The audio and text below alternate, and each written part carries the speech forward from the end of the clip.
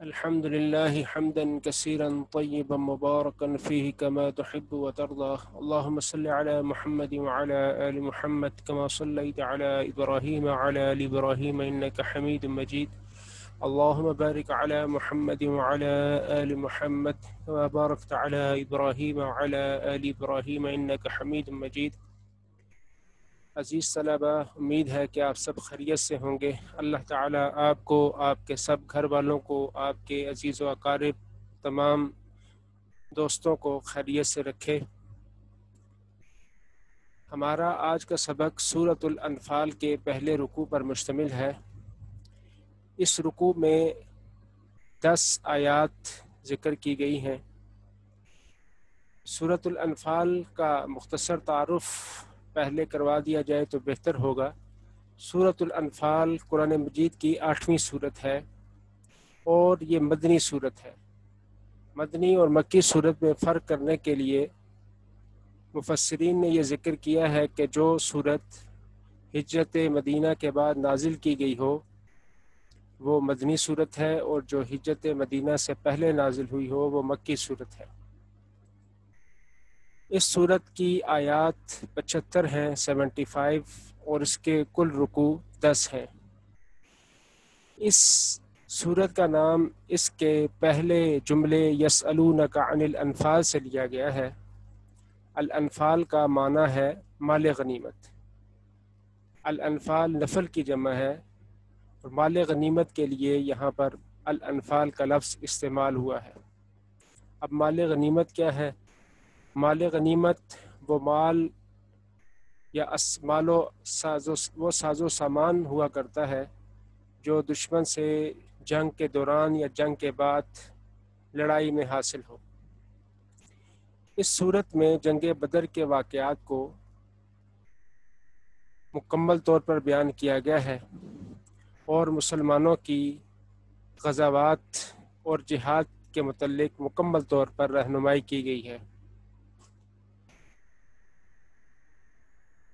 اب ہم اپنے سبق کی طرف آتے ہیں، اور ساتھ ساتھ اس کی ڈیٹیل میں واقعات کی تفصیل بھی ذکر کرتے چلے جائیں گے۔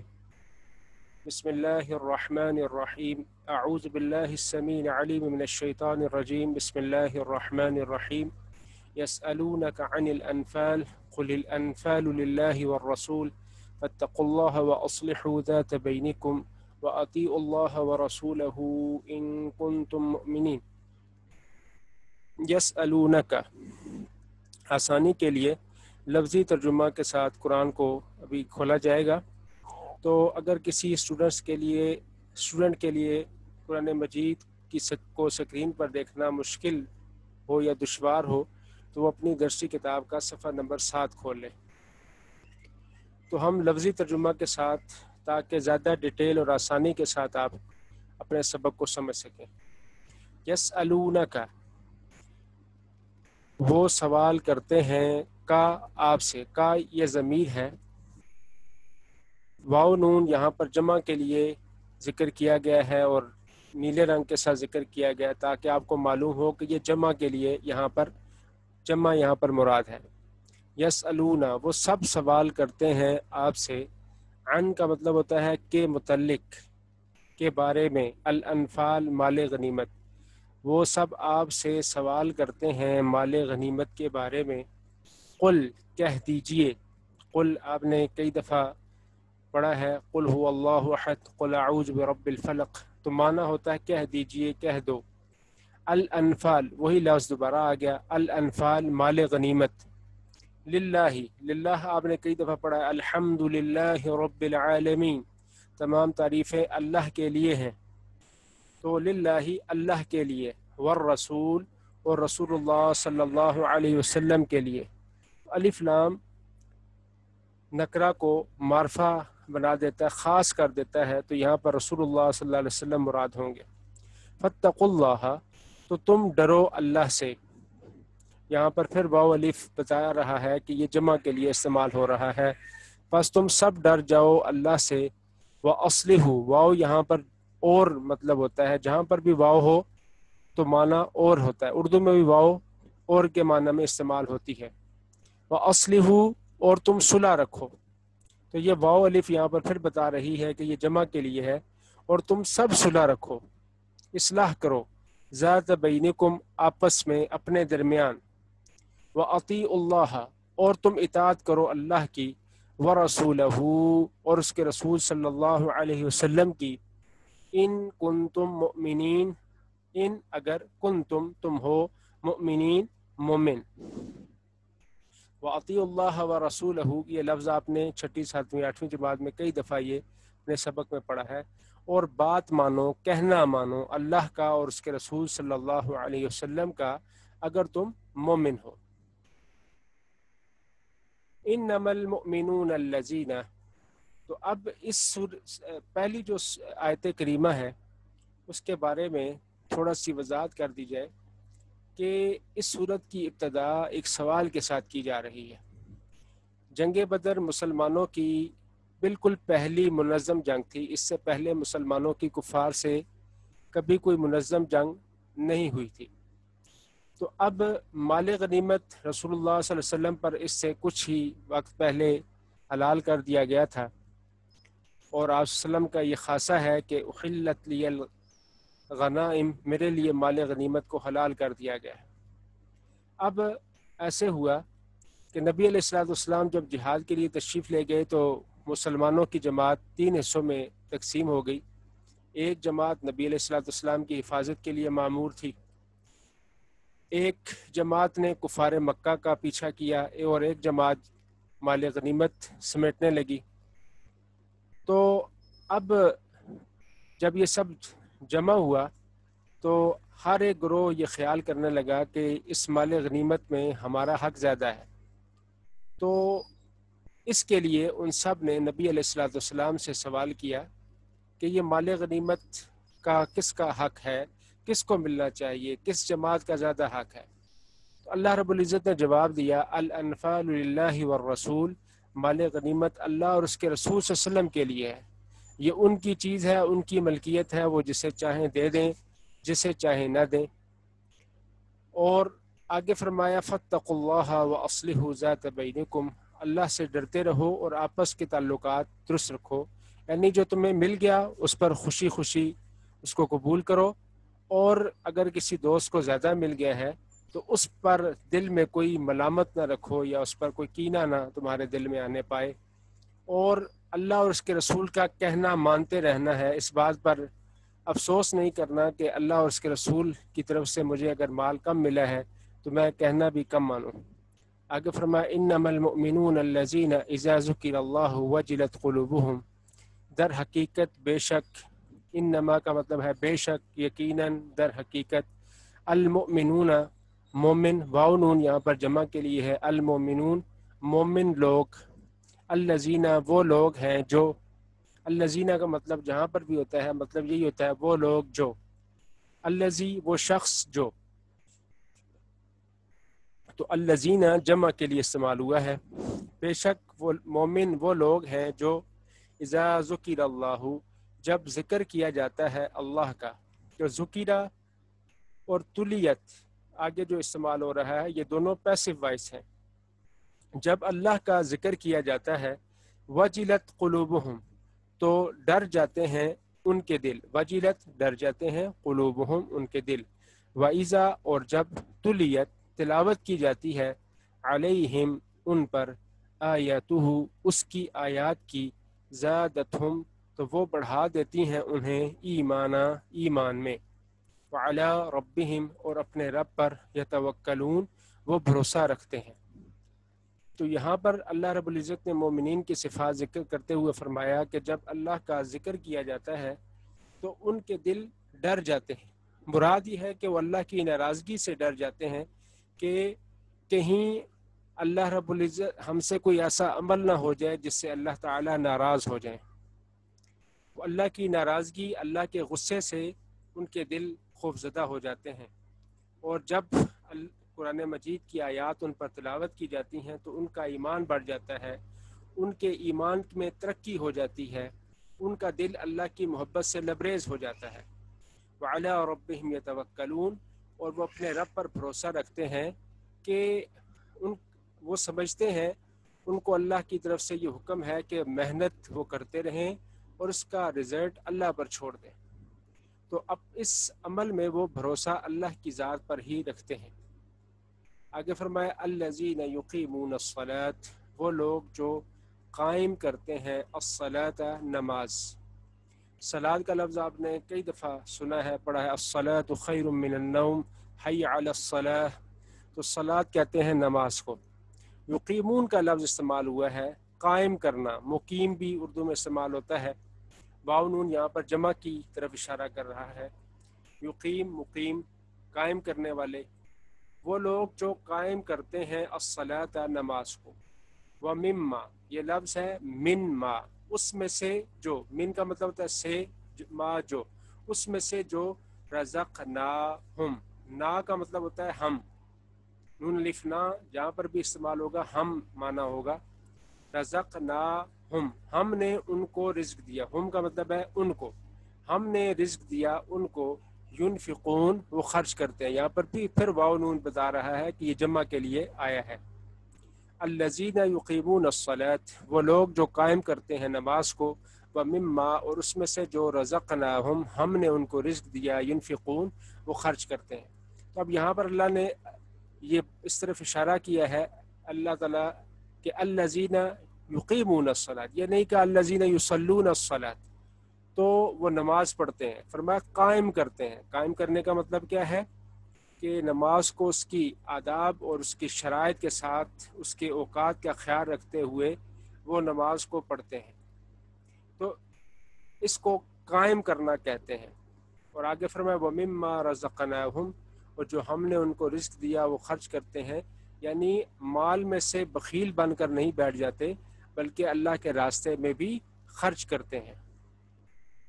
اولئک هم المؤمنون حقا، اولئک ذالک کی جمع ہے. آپ نے پہلے اس پارے کے بھی شروع میں پڑھا ہے اولئک علی ھدی من ربہم. تو اولئک کا مطلب ہوتا ہے ذالک کی جمع وہ لوگ، وہی لوگ ہیں. ہم المؤمنون، وہی مومن. حقا، سچے، حقیقی، یہی سچے مومن ہیں. یہ سب سچے مومن ہیں، حقیقی مومن ہیں. لہم، ان کے لیے، درجات، بڑے درجے ہیں، مرتبے ہیں. عند ربہم، ان کے رب کے پاس.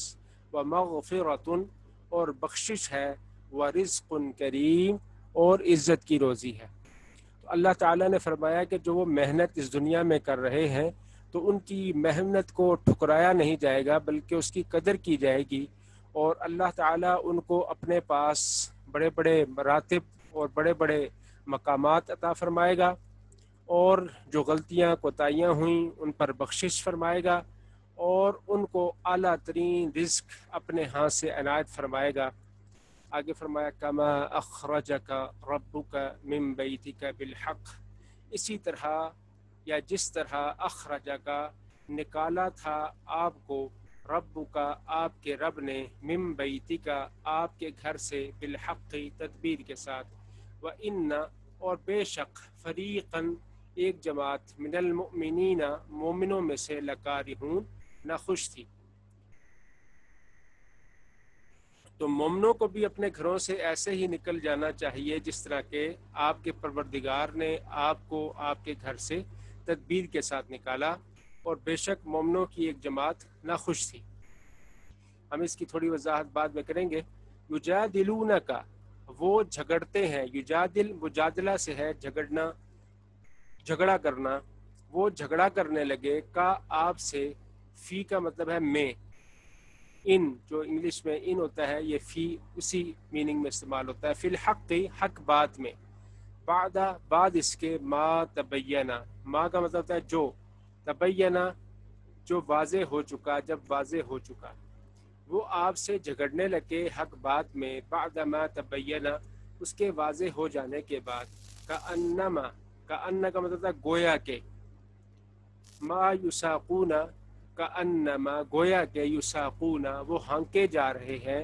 الی الموت، الی کا مطلب ہوتا ہے طرف، ٹو، جو انگلش میں استعمال ہوتا ہے ٹی او، تو الی وہی معنی دیتا ہے. الی الموت، موت کی طرف. وہم، اور وہ. ینظرون، دیکھ رہے ہیں. ہم، دے کا میننگ دیتا ہے.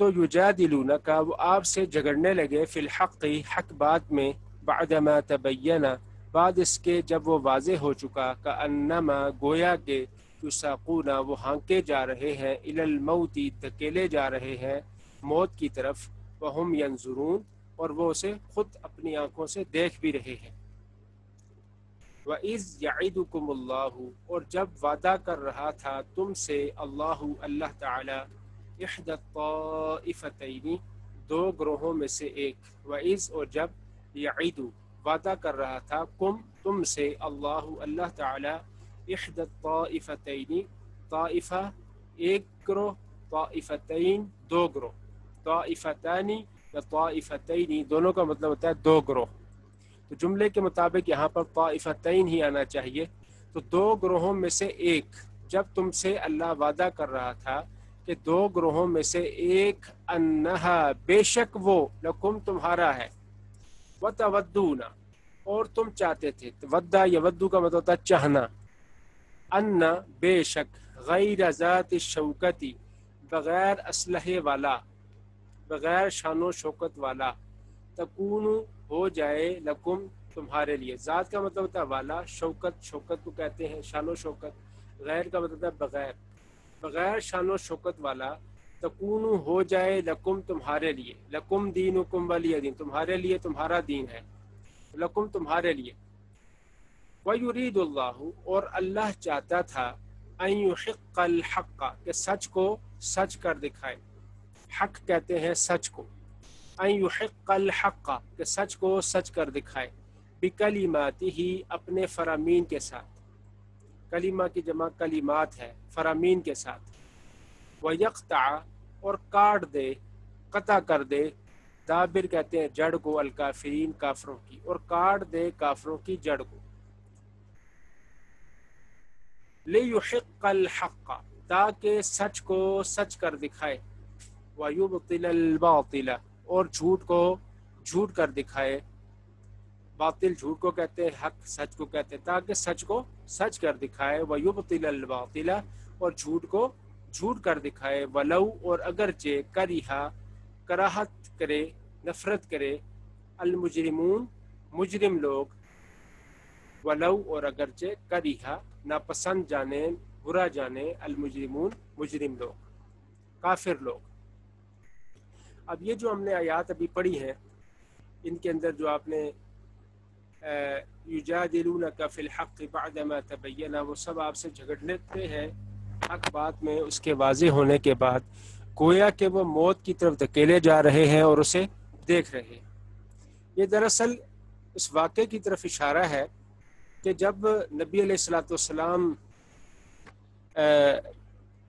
کفار کی طرف پیش قدمی تو نہیں کرنا چاہتے تھے دراصل ہوا یہ کہ کفار مکہ نے مکہ مکرمہ میں تو نبی علیہ الصلوۃ والسلام اور آپ کے ساتھیوں پر ظلم کے پہاڑ کھڑے کر رکھے تھے وہاں پر تو سکون کا سانس نہیں مل رہا تھا اب آپ علیہ الصلوۃ والسلام نے جب مدینہ کی جانب ہجرت کی تو یہاں پر بھی کفار نے آپ علیہ الصلوۃ والسلام اور آپ کے ساتھیوں کے لیے رہنا دشوار بنا دیا آئے روز مکہ مکرمہ سے کوئی ٹولی آتی اور مسلمانوں کے جانوروں کو لوٹ کر وہ لے جاتے اب نبی علیہ الصلوۃ والسلام نے اس کے لیے ایک پروگرام بنایا کہ کیوں نہ کفار مکہ کو کا راستہ روکنے کے لیے انہیں بھی کچھ چھوٹی سی ایک ٹینشن دی جائے تاکہ وہ مسلمانوں پر حملہ کرنے کا خیال چھوڑ دیں تو اب نبی علیہ الصلوۃ والسلام نے اپنے ساتھیوں سے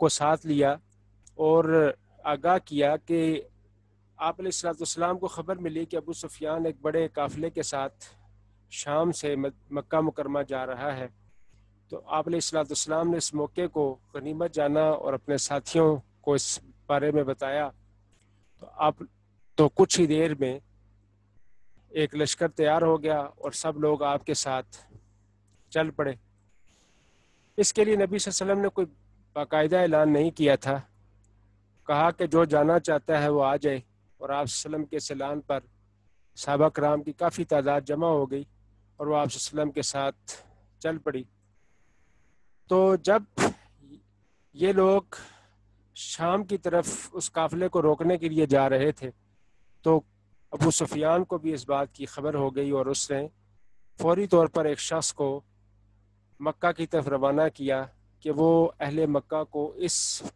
واقعے سے آگاہ کر دے کہ ان کا قافلہ کسی وقت بھی لوٹا جا سکتا ہے، ان کا قافلہ مسلمانوں کے ہتھے چڑھ سکتا ہے۔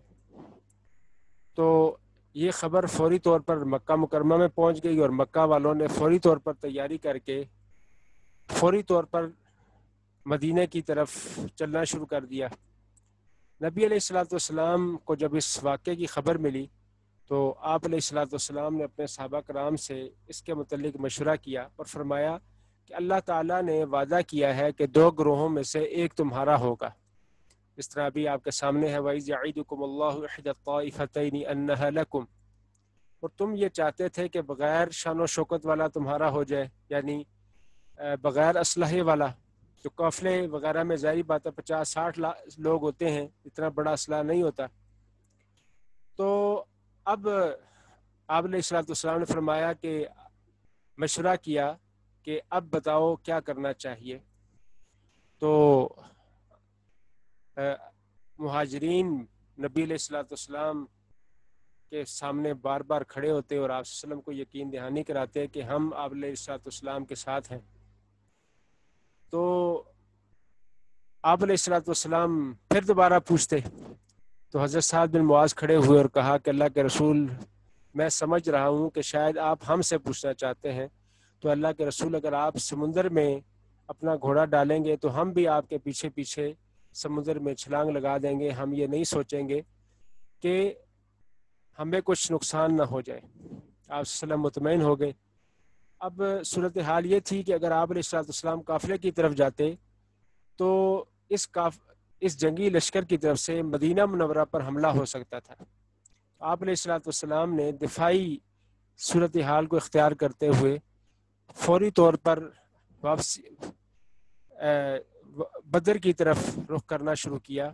بدر کا میدان مدینہ منورہ سے تقریباً 80 میل کے فاصلے پر شام جانے والی سڑک کے اوپر واقع ہے، جانے والی شاہراہ پر واقع ہے، ایک چھوٹا سا گاؤں ہے۔ تو آپ علیہ الصلوۃ والسلام اس بدر کی طرف چلنا شروع ہوئے۔ کفار مکہ کو جب اطلاع ملی کہ مسلمانوں کا لشکر یہاں پر ہے تو وہ بھی آپ علیہ الصلوۃ والسلام کے پیچھے پیچھے اس بدر میدان میں آ گئے اور مدینہ منورہ کو آپ علیہ الصلوۃ والسلام نے اس طرح سے ان کی پیش قدمی کو روک دیا۔ اب جب یہ صورتحال ہوئی تو بہت سے لوگ جو قافلے کو ذہن میں رکھ کر چلے تھے وہ اس وقت بڑے پریشان ہوئے کہ ہم تو قافلے کا سوچ کر آئے تھے اور یہاں پر ہمارے ساتھ تو کام بڑا خراب ہو گیا ہے۔ تو انہوں نے اس بات کا شکوہ نبی صلی اللہ علیہ وسلم سے کیا کہ ہم تو قافلے کے لیے آئے تھے اور یہاں پر معاملہ کچھ اور ہو گیا ہے۔ اور اسی طرف اللہ نے اشارہ بھی کیا کہ یجادلونک فی الحق بعد ما تبین، وہ آپ سے جھگڑا کرتے ہیں حق بعد میں واضح ہو جانے کے بعد۔ تو اللہ تعالیٰ نے آگے فرمایا کہ اللہ تعالیٰ یہ چاہتا ہے کہ وہ سچ کو سچ کر دکھائے اپنے فرامین کے ساتھ، اپنی باتوں کے ساتھ، اور کافروں کی جڑ کو کاٹ دے۔ اب اگر مسلمان قافلے کی طرف جاتے، قافلے کو نقصان پہنچتا بھی تو اس کا کفار پر کوئی اتنا بڑا اثر نہ ہوتا۔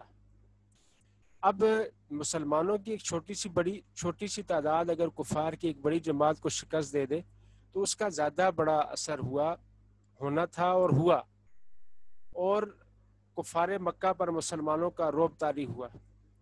اور اسی بات کو اسی طرف اللہ نے بھی اشارہ کیا ہے وَيُرِيدُ اللَّهُ أَن يُحِقَّ الْحَقَّ بِكَلِمَاتِهِ وَيَقْطَعَ دَابِرَ الْكَافِرِينَ، کافروں کی جڑ کو کاٹ دے، یعنی ان کے دماغ میں جو بھوسا بھرا ہوا ہے مسلمانوں کو نقصان پہنچانے کا، اذیت پہنچانے کا، اب وہ سوچ سمجھ کر مسلمانوں پر حملہ کریں۔ انہیں یہ معلوم ہو جائے کہ مسلمان اب وہ کمزور لوگ نہیں ہیں بلکہ اب ایک مسلمہ جماعت بن چکی ہے۔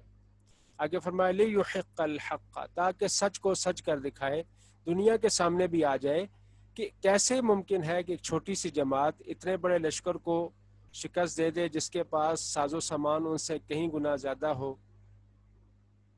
تو یہی چیز لوگوں کے ذہن میں دین اسلام کی سچائی کو واضح کرے، لیحق الحق تاکہ سچ کو سچ کر دکھائے، ویبطل الباطل اور جھوٹ کو جھوٹ کر دکھائے، ولو کرہ المجرمون اگرچہ مجرموں کو برا لگے۔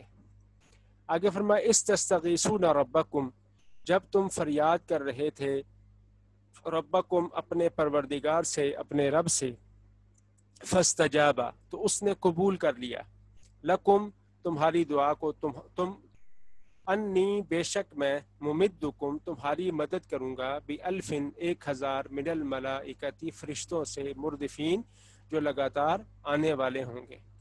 استستغیثون جب تم فریاد کر رہے تھے ربکم اپنے رب سے، فاستجاب لکم تو اس نے تمہاری دعا کو قبول کر لیا، انی ممدکم بے شک میں تمہاری مدد کروں گا، بِأَلْفٍ من الملائکتی 1000 فرشتوں سے، مردفین جو لگاتار آنے والے ہوں گے۔ تو اس آیت مبارکہ میں اس واقعے کی طرف اشارہ ہے کہ نبی علیہ الصلوۃ والسلام جنگ بدر 17 رمضان سے پہلے والی رات آپ علیہ الصلوۃ والسلام ساری رات دعا مانگتے رہے اپنے پروردگار تعالیٰ سے کہ اللہ اگر یہ چھوٹی سی جماعت اگر آج ختم ہو گئی تو دنیا میں تیرا نام لیوا کوئی نہ ہوگا۔ تو اللہ تعالیٰ فرماتے ہیں کہ آپ کی دعا کو ہم نے قبول کر لیا ہے، اور جس قدر کفار کی تعداد ہے اتنی ہی تعداد میں ہم فرشتے لگاتار آپ علیہ الصلوۃ والسلام کی مدد کے لیے بھیجیں گے۔ آگے فرمایا وما جعلہ اللہ اور نہیں بنایا اس کو اللہ نے الا بشرا مگر خوشخبری۔ تو یہاں پر ما اور الا نفی جو ہے اس کو اگر مائنس کر دیا جائے تو معنی سیدھا ہو جاتا ہے، اللہ نے اس کو محض خوشخبری بنا دیا، جیسا لا الہ الا اللہ نہیں ہے کوئی عبادت کے لائق مگر اللہ۔ تو معنی یہ بھی بن سکتا ہے اللہ کے سوا عبادت کے لائق ہے ہی نہیں، یعنی تصور ہی موجود نہیں ہے۔ تو وما جعلہ اللہ اللہ نے اس کو محض خوشخبری بنا دیا، وَلِتَطْمَئِنَّ اور تاکہ مطمئن ہو جائیں بہی اس کے ساتھ قلوبکم تمہارے دل، وَمَن نَصْرُ إِلَّا مِنْ عِنْدِ اللَّهِ اور نہیں ہے مدد مگر اللہ ہی کی طرف سے۔ تو ما اور اللہ کا اگر مفہوم نکال دے تو مدد ہو جائے گا مدد تو ہے ہی اللہ کی طرف سے۔ ان اللہ بے شک اللہ تعالی عزیز غالب ہے، حکیم حکمت والا ہے۔ یہاں پر ہماری 10 آیات جو ہے وہ کمپلیٹ ہو گئی ہیں۔ تو پھر فرمایا کہ اللہ نے اس مدد کو خوشخبری بنا دیا تاکہ تمہیں خوشی حاصل ہو کہ اللہ رب العزت اتنی بڑی جماعت کے ساتھ تمہاری مدد بھیج رہے ہیں، اور تاکہ مطمئن ہو جائے اس سے تمہارے دلوں کو اطمینان ہو جائے، اور مدد تو ہے ہی اللہ کی طرف سے۔ یہ 3 چیزیں اللہ نے ذکر کی، یہ فرشتوں کا اترنا تمہارے لیے خوشخبری بھی ہے، تمہارے دلوں کا اطمینان کا باعث بھی بنے گا، اور تمہیں اس بات پر یقین بھی ہو جائے گا کہ اللہ رب العزت جس سے مدد کا وعدہ کرتے ہیں اس کو بے سہارا نہیں چھوڑتے۔ ان اللہ عزیز حکیم بے شک اللہ غالب ہے، اپنا حکم نافذ کرنا جانتے ہیں، حکیم دانا ہے، وہ بخوبی جانتے ہیں کہ کس موقع پر کون سا کام کرنا ہے۔ تو اس طرح سے یہ ہمارا یہ آج کا سبق یہ ختم ہوتا ہے۔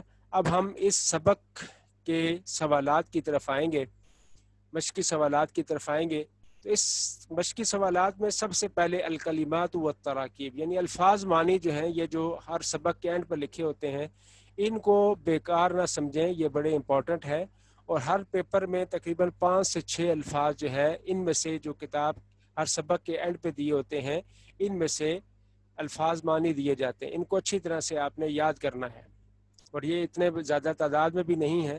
الانفال مال غنیمت، اصلحوا ذات بینکم آپس میں تعلقات درست رکھو، اصلحوا درست رکھو ذات بینکم آپس کے تعلقات، وجلت ڈر جاتے ہیں، کارہون نہ گواری محسوس کرنا، نہ پسند جاننا، برا جاننا، یساقون وہ ہانکے جاتے ہیں، وہ دھکیلے جاتے ہیں، احدا ایک، احد کی مؤنث ہے احدا، قل هو اللہ احد تو اس کی مؤنث ہے احدا احد کی۔ دابر جڑ کو کہتے ہیں۔ تستغیثون تم فریاد کر رہے تھے، تم فریاد کرتے ہو۔ مردفین لگاتار آنے والے، غیر ذات الشوکتی بغیر شان و شوکت والے، بغیر کانٹے کے، بغیر اسلحے کے۔ اب یہاں پر اگلا پہلا سوال جو اس سبق کا ہے، اس سبق میں مومنوں کی کیا صفات بیان کی گئی ہیں؟ تو جس طرح کہ ہم نے شروع میں پڑھا آیت نمبر 2 سے لے کر 4 تک، 2 سے لے کر 3 تک میں مومنین کی صفات جو ہے وہ ذکر کی گئی ہیں۔ انما المؤمنون الذین اذا ذکر اللہ وجلت قلوبهم واذا تلیت علیہم آیاتہ زادتهم ایمانا وعلی ربهم یتوکلون۔ مومنوں کی پہلی صفات اللہ نے یہ ذکر کی کہ جب اللہ کا ذکر کیا جاتا ہے تو ان کے دل ڈر جاتے ہیں۔ نمبر 2، جب انہیں اس کی آیات پڑھ کر سنائی جاتی ہیں تو ان کا ایمان بڑھ جاتا ہے۔ نمبر 3، اپنے رب پر بھروسہ رکھتے ہیں۔ نمبر 4، نماز پڑھتے ہیں، نماز قائم کرتے ہیں۔ نمبر 5، اللہ کے راستے میں مال خرچ کرتے ہیں نیک کاموں میں۔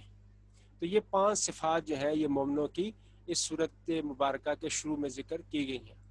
اگلا سوال ہے 2 گروہوں سے کیا مراد ہے؟ تو 2 گروہوں سے مراد ایک ابو سفیان کا وہ تجارتی قافلہ ہے جو شام سے مکہ مکرمہ کی طرف 50,000 مالیت کا ساز و سامان لے کر جا رہا تھا۔ دوسرا گروہ ابو جہل کا وہ جنگی لشکر ہے جو مکہ مکرمہ سے مدینہ منورہ مسلمانوں سے جنگ کرنے کے لیے جا رہا تھا۔ دفعہ پھر سن لیں، 2 گروہوں سے مراد ایک تو ابو سفیان کا وہ تجارتی قافلہ ہے جو شام سے مکہ مکرمہ کی طرف 50,000 دینار مالیت کا سامان لے کر جا رہا تھا۔ دوسرا گروہ ابو جہل کا وہ جنگی لشکر ہے جو مسلمانوں سے لڑنے کے لیے مکہ مکرمہ سے مدینہ منورہ کی طرف روانہ ہو رہا تھا۔ تو اس کے بعد یہ جو درج ذیل عبارات کا مفہوم بیان کیجئے، یہ آپ کے سلیبس یعنی فیڈرل بورڈ کے سلیبس کے اندر شامل نہیں ہے، لیکن ہم پھر بھی اس کو اب کی آسانی کے لیے اس کا ترجمہ بتا دیتے ہیں۔ فاتقوا اللہ واصلحوا ذات بینکم، تم اللہ سے ڈرو اور آپس کے تعلقات درست رکھو۔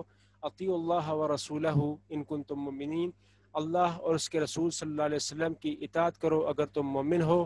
اذا تلیت علیہم آیاتہ زادتہم ایمانا، جب انہیں اس کی آیات پڑھ کر سنائی جاتی ہیں تو ان کا ایمان بڑھ جاتا ہے۔ تو طلباء کرام، اب اگلے ہفتے ہم انشاءاللہ تعالی سورۃ الانفال کا دوسرا رکوع پڑھیں گے اور اس کے مضامین کو زیر بحث لائیں گے۔ اس دوران اللہ تعالیٰ سے دعا ہے کہ اللہ تعالیٰ ہم سب کو اپنی حفاظت میں رکھے، جو لوگ بیمار ہیں ان سب کو شفائے کاملہ عاجلہ عطا فرمائے، اور جو لوگ اس بیماری کے سبب وفات پا گئے ہیں اللہ تعالیٰ ان سب کو شہادت کا مرتبہ عطا فرمائے۔ والسلام علیکم ورحمۃ اللہ وبرکاتہ۔